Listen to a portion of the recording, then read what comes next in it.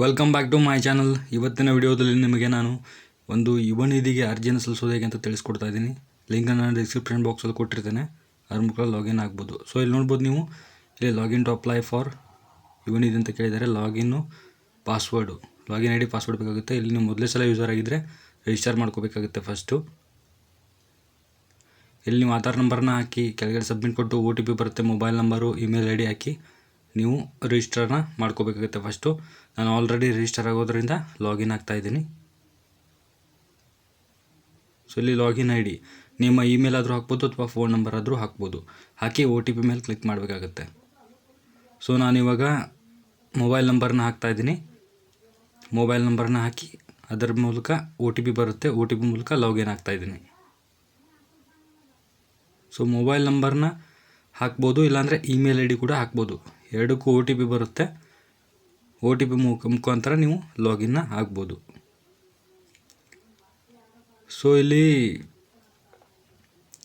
ನೀವು first time user ಆಗಿದ್ದರೆ register ಮಾಡ್ಕೊಳ್ಳೇಬೇಕು, ಇಲ್ಲಾಂದರೆ ಲಾಗಿನ್ ಆಗಿ ಬರಲ್ಲ. ಸೊ ಇಲ್ಲಿ ಓಪನ್ ಆಯಿತು ನೋಡಿ, ಯುವ ನಿಧಿ, ಕರ್ನಾಟಕ ಸರ್ಕಾರ ಯುವ ನಿಧಿ ಅಪ್ಲಿಕೇಶನ್ನು. ಸೊ ಇಲ್ಲಿ ಕೊಟ್ಟಿದ್ದಾರೆ ನೋಡ್ಬೋದು ಇಲ್ಲಿ ಕೆಳಗೆ. ಸೊ ಇಲ್ಲಿ ಸ್ವಯಂ ಘೋಷಣೆ ಒಪ್ಪಿಗೆ, ಇಲ್ಲಿ ಎಸ್ ಮೇಲೆ ಕ್ಲಿಕ್ ಮಾಡಬೇಕು.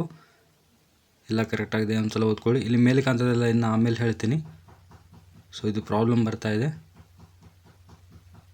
ಸೊ ಇದ್ರ ಬಗ್ಗೆ ಆಮೇಲೆ ತಿಳಿಸ್ಕೊಡ್ತೀನಿ. ಸೊ ಇಲ್ಲಿ ಎಸ್ ಅಂತ ಕ್ಲಿಕ್ ಮಾಡಿ. ಸೊ ಇಲ್ಲಿ ನೋಡ್ಬೋದು ಇವೆಲ್ಲ ಅಪ್ಲಿಕೇಶನ್ ಫೀಲ್ ಮಾಡೋಕ್ಕೆ ಬರಲ್ಲ. ಇಲ್ಲಿ ಆಧಾರ್ ದೃಢೀಕರಣ ಅಂತ ಇದೆಯಲ್ಲ, ಇದ್ರ ಮೇಲೆ ಕ್ಲಿಕ್ ಮಾಡಬೇಕು. ನಿಮ್ಮ ಆಧಾರ್ ನಂಬರ್ನ ಹಾಕಬೇಕಿಲ್ಲಿ ಫಸ್ಟು. ಇಲ್ಲಿ ನೀವು ಆಧಾರ್ ನಂಬರ್ನ ಹಾಕಿ OTP ಮುಖಾಂತರ ಡೀಟೇಲ್ಸ್ನ ಫಿಲ್ ಮಾಡಿದ್ರೆ ಅಲ್ಲಿ ಕೆಳಗೆ ಕೊಟ್ಟಿರ್ತಾವಲ್ಲ, ಅವು ಡೈರೆಕ್ಟಾಗಿ ಆಟೋಮೆಟಿಕ್ಕಾಗಿ ಫಿಲ್ ಆಗ್ತವೆ. ಸೊ ಇಲ್ಲಿ ನೀವು ಆಧಾರ್ ಕಾರ್ಡ್ನ ದೃಢೀಕರಣ ಮಾಡಬೇಕು. ಸೊ ಇಲ್ಲಿ OTP ಮೇಲೆ ಕ್ಲಿಕ್ ಮಾಡ್ಕೊಳ್ಳಿ. OTP ಮೇಲೆ ಕ್ಲಿಕ್ ಮಾಡ್ಕೊಳ್ಳಿ. ನಿಮ್ಮ ಮೊಬೈಲ್ ನಂಬರ್ಗೆ OTP ಬರುತ್ತೆ, ನಿಮ್ಮ ಆಧಾರ್ ಕಾರ್ಡ್ ಲಿಂಕ್ ಇರುವಂಥ ಮೊಬೈಲ್ ನಂಬರ್ಗೆ. ಸೊ ಆ OTPನ ಹಾಕಿ ಇಲ್ಲಿ ಸಬ್ಮಿಟ್ ಮಾಡಬೇಕು. ಇಲ್ಲಿ ಸಬ್ಮಿಟ್ ಮೇಲೆ ಕ್ಲಿಕ್ ಮಾಡಿ.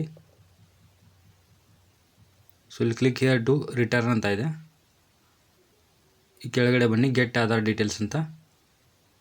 ಇನ್ನು ಕ್ಲಿಕ್ ಮಾಡಿದ್ರೆ ಅವು ಡೈರೆಕ್ಟಾಗಿ ಫಿಲ್ ಆಗ್ತವೆ. ಫೋಟೋ ಗೀಟೋ ಎಲ್ಲ, ಡೇಟ್ ಆಫ್ ಬರ್ತು, ಹೆಸರು ಎಲ್ಲ, ಅಡ್ರೆಸ್ಸು ಅದು ಫಿಲ್ ಆಗುತ್ತೆ. ಇಲ್ಲಿ ನೋ ಎಸ್ ಅಂತ ಕೊಟ್ಟಿದ್ದಾರೆ. ಸೊ ಇಲ್ಲಿ ಎಸ್ ಅಂತ ಕೇಳಿ. ಇಮೇಲ್ನ ಮಾಹಿತಿ ವಿಳಾಸವು ಸರಿಯಾಗಿದೆ ಅಂತ ಕೇಳಿದ್ದಾರೆ, ಎಸ್ ಅಂತ ಕೊಡಿ. ಸೊ ಇಲ್ಲಿ ನೋಡ್ಬೋದು ಅರ್ಜಿದಾರರ ಜಿಲ್ಲೆ ಹೆಸರು, ನಿಮ್ಮ ಜಿಲ್ಲೆ ಯಾವುದು ಹಾಕ್ಕೊಳ್ಳಿ. ಸೊ ನಿಮ್ಮ ತಾಲೂಕು ಯಾವುದು ಅದನ್ನು ಕೂಡ ಕೆಳಗಡೆ ಸೆಲೆಕ್ಟ್ ಮಾಡ್ಕೊಳ್ಳಿ. ಸೊ ಇದು ಮೋಸ್ಟ್ ಇಂಪಾರ್ಟೆಂಟ್ ಆಗಿರುವಂಥದ್ದು. ಕೆಳಗಡೆ ವಿದ್ಯಾರ್ಹತೆ ವಿವರಗಳು ಅಂತ ಕೇಳಿದ್ದಾರೆ. ಸೊ ಇಲ್ಲಿ ನಿಮ್ಮದು ಡಿಗ್ರಿ ಅಥವಾ ಡಿಪ್ಲೊಮಾ ಆಗಿದ್ದರೆ ಡಿಗ್ರಿ ಆಗಿದ್ದರೆ ಡಿಗ್ರಿ ಹಾಕಿ, ಡಿಪ್ಲೊಮಾ ಆಗಿದ್ದರೆ ಡಿಪ್ಲೊಮಾ ಹಾಕಿ. ಸೊ ಇಲ್ಲಿ ನಿಮ್ಮದು ಯಾವುದು UGನ PGನ ಸೆಲೆಕ್ಟ್ ಮಾಡ್ಕೊಳ್ಳಿ. ಇಲ್ಲಿ ಕೆಳಗಡೆ ನಿಮ್ಮ ಯೂನಿವರ್ಸಿಟಿನ ಹಾಕಬೇಕು. ಸೊ ನೀವು ಯಾವ ಯೂನಿವರ್ಸಿಟಿಯಲ್ಲಿ ಸ್ಟಡಿ ಮಾಡಿದ್ದೀರಾ ಆ ಒಂದು ಯೂನಿವರ್ಸಿಟಿನ ಹಾಕಬೇಕಾಗುತ್ತೆ. ಇನ್ನು ಕೆಳಗಡೆ ಇಲ್ಲಿ ನಿಮ್ಮ ರಿಜಿಸ್ಟರ್ ನಂಬರು. ಸೊ ಇಲ್ಲೇ ಸಮಸ್ಯೆ ಆಗ್ತಾ ಇರೋದು, ಈ ಸಮಸ್ಯೆ ಬಗ್ಗೆ ತಿಳಿಸ್ಕೊಡ್ತೀನಿ ಆಮೇಲೆ. ಸೊ ಇಲ್ಲಿ ನಿಮ್ಮ ರಿಜಿಸ್ಟರ್ ನಂಬರ್ ಹಾಕಬೇಕಾಗುತ್ತೆ. ನಿಮ್ಮ ಯೂನಿವರ್ಸಿಟಿ ಮಾರ್ಕ್ಸ್ ಕಾರ್ಡ್ ಏನಿರುತ್ತಲ್ಲ ಅದರಲ್ಲಿರೋ ರಿಜಿಸ್ಟರ್ ನಂಬರ್ನ ಇಲ್ಲಿ ಹಾಕಬೇಕಾಗುತ್ತೆ ನೀವು. ಅಲ್ಲಿ ಹಾಕಿದರೆ ಇಲ್ಲಿ ಡೈರೆಕ್ಟಾಗಿ 3 ಇದೆ ಅಲ್ಲ ಕಾಲಮು, ಇವು ಡೈರೆಕ್ಟಾಗಿ ಫಿಲ್ ಆಗ್ತವೆ.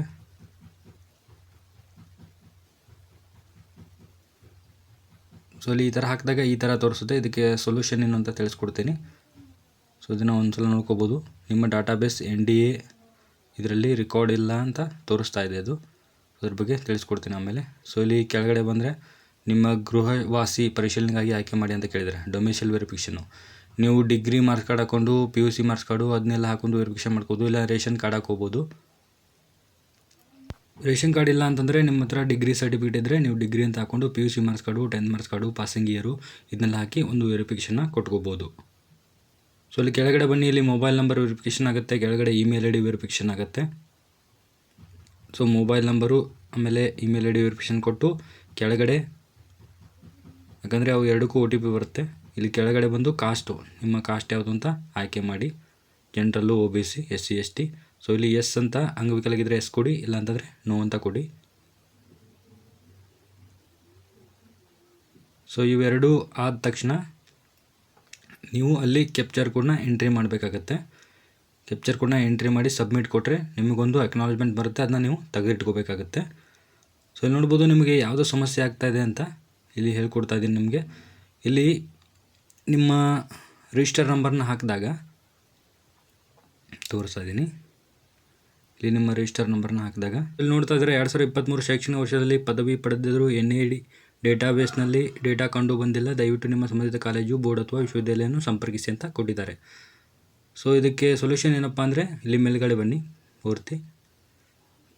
ಸೊ ಇಲ್ಲಿ ನೋಡ್ಬೋದು to check academic details in NAD ಅಂತ ಇದೆ. ಸೊ ಇದರಲ್ಲಿ ನಿಮ್ಮ ಡೀಟೇಲ್ಸ್ ಕಂಡು ಬಂದರೆ ಮಾತ್ರ ನೀವು ಅರ್ಜಿ ಸಲ್ಲಿಸೋಕ್ಕೆ ಅರ್ಹರಿರ್ತೀರ, ಇಲ್ಲ ಅಂತಂದರೆ ನಿಮ್ಮ ಕಾಲೇಜ್ನ ನೀವು ಕಾಂಟ್ಯಾಕ್ಟ್ ಮಾಡಬೇಕಾಗತ್ತೆ. ಸೊ ಅದನ್ನ ಯಾವ ಥರ ಚೆಕ್ ಮಾಡ್ಕೋದು ಅಂತ ತೋರಿಸ್ತಾ ಇದ್ದೀನಿ ನೋಡಿ. ಸೊ ಇಲ್ಲಿ ಕೆಳಗಡೆ ಬನ್ನಿ. ಸೊ NAD ಅಂತ ಇಲ್ಲಿ ಕೊಟ್ಟಿದ್ದಾರೆ ನೋಡಿ, ಇದನ್ನು ಕ್ಲಿಕ್ ಮಾಡಿ. ಸೊ ನಿಮ್ಮ ದಾಖಲೆಗಳನ್ನು NADಯಲ್ಲಿ ಪರಿಶೀಲಿಸಿಂದ ಕೊಟ್ಟಿದ್ದಾರೆ. ಸೊ ಇಲ್ಲಿ ನೀವು ಯೂನಿವರ್ಸಿಟಿನ ಸೆಲೆಕ್ಟ್ ಮಾಡ್ಕೋಬೇಕು. ಫಸ್ಟು ನಿಮ್ಮ ಯೂನಿವರ್ಸಿಟಿ ಯಾವುದು, ಕೆಳಗಡೆ ನಿಮ್ಮ ರಿಜಿಸ್ಟರ್ ನಂಬರು, ಸೊ ಅಲ್ಲಿ ಹಾಕ್ತಾ ಇದ್ರಲ್ಲ ಅದೇ ರಿಜಿಸ್ಟರ್ ನಂಬರ್ನ ಇಲ್ಲಿ ಹಾಕಿ ಸಬ್ಮಿಟ್ ಕೊಡಬೇಕು. ಸೊ ಸಬ್ಮಿಟ್ ಕೊಟ್ಟ ತಕ್ಷಣ ನಿಮ್ಮ ಡೀಟೇಲ್ಸ್ ಇಲ್ಲಿ ತೋರಿಸಿದ್ರೆ ನಿಮ್ಮ ಡಾಟಾ ಇದರಲ್ಲಿ ಇದೆ ಅಂತ ಅರ್ಥ, ಇಲ್ಲ ಅಂತಂದರೆ ಇಲ್ಲ ಅಂತ. ಸೊ ಇದನ್ನು ಎಲ್ಲರೂ ಒಂದ್ಸಲ ಚೆಕ್ ಮಾಡಿಕೊಂಡು ಅರ್ಜಿನ ಸಲ್ಲಿಸೋದು ಬೆಟ್ರು. ಸೊ ಆ ಪ್ರಾಬ್ಲಮ್ಗೆ ಇದೆ ಸೊಲ್ಯೂಷನ್ನು. ಸೊ ಇದರಲ್ಲಿ ಡೇಟಾ ಕಂಡು ಬಂದರೆ ಮಾತ್ರ ನೀವು ಅರ್ಜಿ ಸಲ್ಲಿಸೋಕೆ ಅರ್ಹರಿರ್ತೀರ.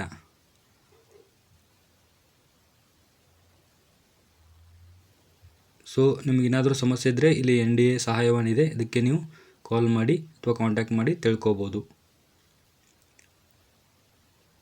ಸೊ ಇದರಲ್ಲಿ ಯುವನಿಧಿ ಬಗ್ಗೆ ಸಂಪೂರ್ಣ ಮಾಹಿತಿಯನ್ನು ಕೊಟ್ಟಿದ್ದಾರೆ. ನಿಮಗೆ ಈ ವೆಬ್ಸೈಟಲ್ಲಿ ಹೋಗಿ ನೀವು ಎಲ್ಲ ಮಾಹಿತಿಯನ್ನು ಪಡೆದುಕೊಳ್ಬೋದು. ಸೊ ನೋಡಿದ್ರಲ್ಲ ವೀಕ್ಷಕರೇ, ನೀವು ಇದೇ ಥರ ಯುವನಿಧಿಗೆ ಅರ್ಜಿನ ಸಲ್ಲಿಸ್ಬೋದು.